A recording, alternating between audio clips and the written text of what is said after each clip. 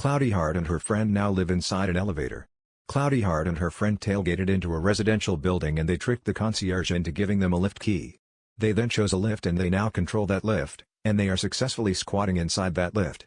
Times are tough and there aren't many places to live, and so living inside an elevator is the next best thing. When residents couldn't call one of the lift down to them, they knew something was wrong. Then as the concierge inspected the elevator that wasn't moving anywhere, inside he could hear Cloudy Heart and her friend. "Fuck off, we live inside this elevator now and we have the lift key," Cloudy shouted at the concierge.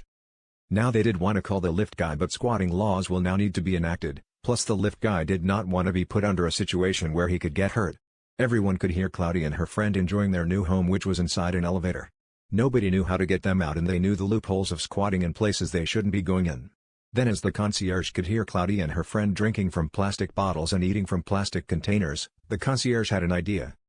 He started to talk to them about microplastics and how so many people will have microplastics inside their bodies. It was hard to have a conversation as they were both inside the elevators and he was outside the elevator, but Cloudy and her friend were encouraged. The concierge told them one positive thing about having microplastics inside your bodies. "Having so much microplastics inside our bodies will make us bad conductors of electricity," the concierge told Cloudy and her friend. Cloudy's friend was the most intrigued by this and she wanted to see if she was a bad conductor of electricity. Cloudy and her friend are constantly eating out of plastic covers and drinking out of plastic water bottles.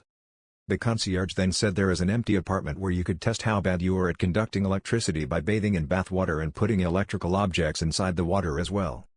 Cloudy's friend wanted to try it and she went to that empty apartment. The concierge drew a bath for her and gave her an electrical equipment to take with her into the bath.